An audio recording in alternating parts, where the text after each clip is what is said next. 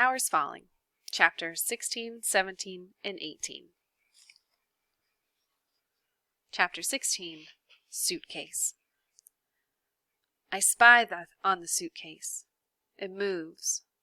I never noticed before. Sometimes the suitcase is on its side, sometimes it's upright. Sometimes it's pushed beneath Pop and Ma's bed. Sometimes it's on the bedspread or tilted against the wall. Pop must be opening the suitcase. Not just getting ties, but maybe other things? Maybe he's looking in? At what? Except for one time, I've never seen Pop touch the suitcase. It just moves like magic. A beige case with a lock and a handle and a thick dark stripe down the middle. I can't sleep. Lita curls up like a bird. I like listening to her breathing. I like how warm she feels. In the dark, dark room, I think about how much I love my family. Ray's got to get to kindergarten. Ma has got to get some rest. Pop needs to feel better and get a job. I hear squeaks. Someone's moving, not sleeping like me. I turn onto my stomach and peek above the pillow. I think it's Pop. His shadow is long as he pulls the suitcase from behind a box. He digs, grabbing something from inside the box. He sits on the floor, legs splayed. The suitcase clicks. He's got a key. I hold my breath. Pop's lifting items from the suitcase. He's crying, pressing his hands against his mouth. I flinch. Even muffled, Pop's crying sounds wild. Last time I heard such a sound was when Mrs. Anderson's son got shot by a drive-by. She was in the street holding Eddie's body. If Pop dropped his hands, his cries would fill up the whole room. Maybe even the building? The entire block. What happened to Pop? What was he doing when the towers fell? Was he there?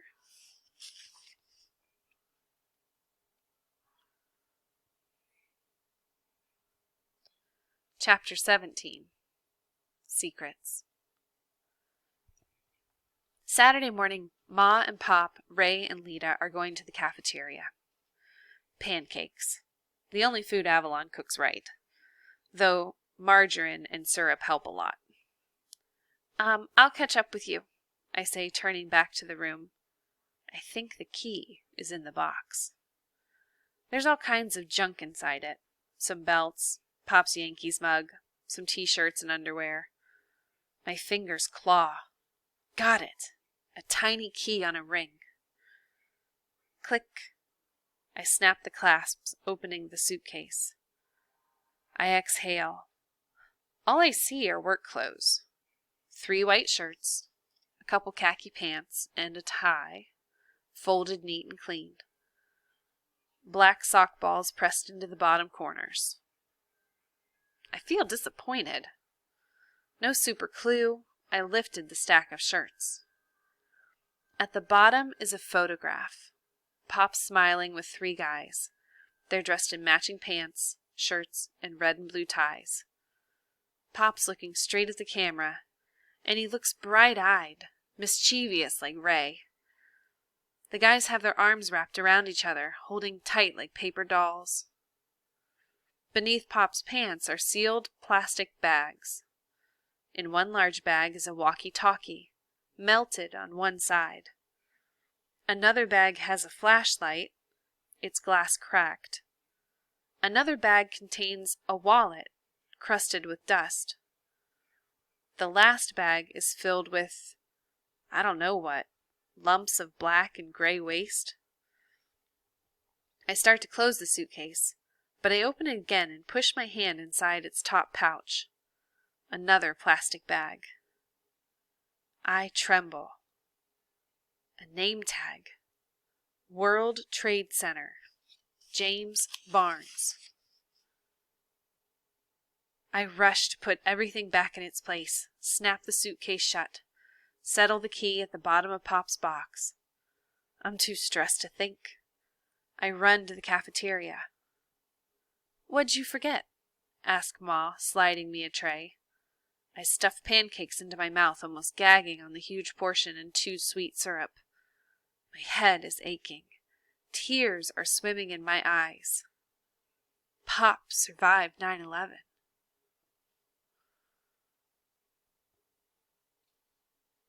Chapter 18. Sour. Turkish delight. Sabine puts a square canister on the lunch table. Ben and me smell roses as she opens the box. Take one. The pink powdered sugar squares are soft and chewy. This is better than store candy, I say. Delicious. Sabine grins. My mother will be so happy you like them. Ben bites. Edmund loved Turkish delight. I wondered what it tasted like. Who's Edmund? Sabine and me giggle that we asked at the same time. A character in The Lion, the Witch, and the Wardrobe. Ben reads everything. I'll read it, says Sabine. Better ask your parents. It's pretty Christian. A Muslim can't read Christian stories? A Christian can't read about Muslims? Outraged, Sabine looks like a puffed cat. Sure they can. I just didn't want you to get in trouble. Sabine sighs. Father wouldn't mind. Father says sharing ideas is good. But he also says since 9/11, Muslims have to be careful. People think we're all terrorists. You're not a terrorist, swears Ben. Sometimes I get picked on for my scarf. It's Wednesday. Sabine's wearing blue. Whispering, head down, Sabine leans closer. When I'm at the store by myself, the cashier sneers. Go back to Saudi Arabia. Sabine throws up her hands. Turkey's closer to Greece, 2 countries away from Saudi Arabia, a separate country. I want to ask, why Saudi Arabia? Instead, I grumble. People shouldn't pick on kids. Folks shouldn't pick on anyone, says Ben. All 3 of us pop another Turkish delight into our mouths. I knew blacks were discriminated against. Also poor people, homeless people. I didn't know Muslims were too. Religious freedom, I say, chewing. Sabine and Ben both nod. I swallow rose candy, then blurt. Pop survived 9/11. What? What did you say? My father survived 9/11. It's like the cafeteria has fallen away. Sound has been sucked out. There's no sense of anyone else in the room. Just me, Ben, and Sabine. I squirm, feeling desperate inside. I want to see it, I say. What happened? All of it. How could a plane by itself make the towers disappear? Any computer can show us, answers Ben. The school library? Not a good idea, Sabine says flatly, shaking her head. Pop's happy our teachers won't show any video. I don't understand. If Pop was there at the towers, why can't I see? Sabine, have you seen what happened to the towers? No, but my family talks about it. A lot. With an internet connection, anyone can see. At school, the public library, home, anywhere. Ben digs in his pocket. My smartphone. Sabine grips his arm. Maybe we shouldn't. I want to see. I feel sick. I do and I do not want to see it again. But this time, all of it. Pop was there. I want to know what happened to Pop. Uncle Ahmet used to visit Turkey every year. Since the towers fell, he's always searched, held at the airport when he tries to fly home. Sabine releases Ben's arm. It isn't fair. What's Saudi Arabia got to do with anything? 15 terrorists were from Saudi Arabia, says Sabine. 19 in all. 2 from the United Arab Emirates, one each from Lebanon and Egypt. Without saying a word, Ben waves us to another lunch table further back. We huddle close. Ben types, searches on his cell phone. A small arrow appears on screen. "You sure?" he asks. I nod. Sabine murmurs, "Yes." The tiny screen lights up. 2 planes were hijacked by terrorists, says Ben. 2? I ask, trying to understand. Actually 4. 1 hit the Pentagon, 1 crashed in Pennsylvania. Sabine is biting her cuticles, making her pinky finger bleed. "This is the first plane," whispers Ben. It's awful seeing the plane flying closer and closer, its silver nose pointing at the building. People were on the planes. They must have been terrified. Did they know? How did they know they were going to crash? On the cell phone, the explosion is soundless, but I can imagine sounds. Screaming, tearing, slicing through concrete, steel, and glass. The building's structure shudders. People shout, call, and cry. Peering, leaning over the phone, we watch. I hear Ben and Sabine breathing. 17 minutes later, the second plane crashes into the South Tower. "Don't look at this part," warns Ben. "Shut your eyes." Sabine closes her eyes. Me? Of course, I'm going to look. What? My brain and eyes don't work. I don't believe what I'm seeing. My brain says it isn't so. People are falling. No, leaping out windows, escaping fire and heat, suffocating heat. "Can I see?" asks Sabine. "Not yet." Ben looks at me. I can't believe we're watching together.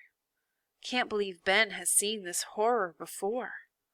How many times? Ben is strong, tough, but I feel sorry for him. Sorry for me. I feel sorry for all those people in the planes and towers who were expecting an ordinary day. I inhale, peering at black clouds, hellish flames raging, roaring inside and out the 2 towers. Did the folks inside the buildings know a plane had crashed? That passengers had died? That it wasn't an accident? The cameras shift back to the North Tower.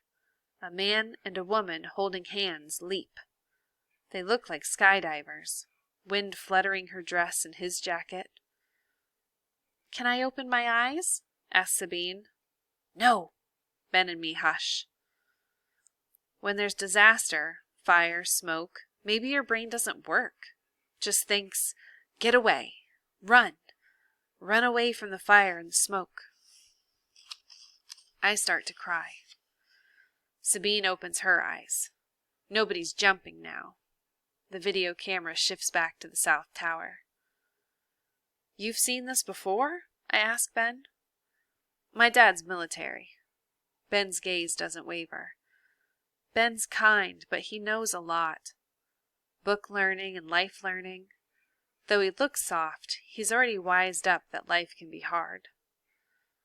Sabine's pale, her eyes big.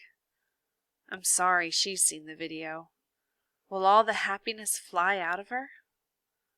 I wish I could talk with Ma and Pop, or with a teacher. Sabine moans. I gasp. Ben's hands become fist. On the tiny cell screen, the South Tower, floor by floor, falls, leveling, collapsing like an accordion, down, down, down.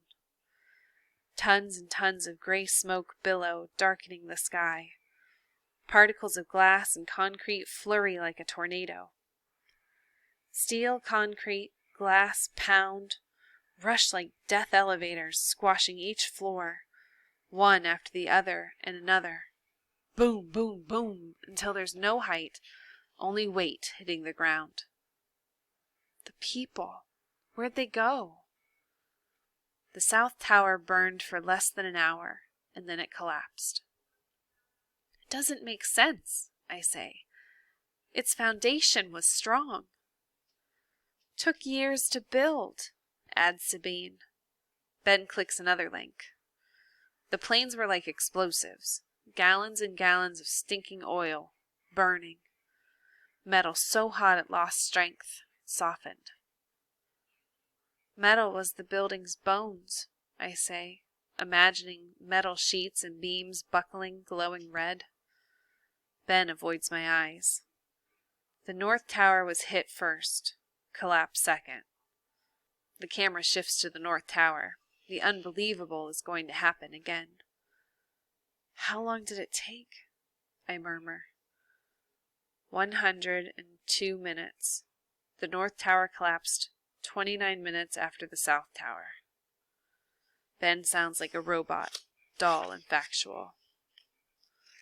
The bell rings. Lunch is over. Ben stuffs his phone into his pocket. Sabine wipes her eyes and adjusts her scarf. Going back to class, the three of us move like zombies.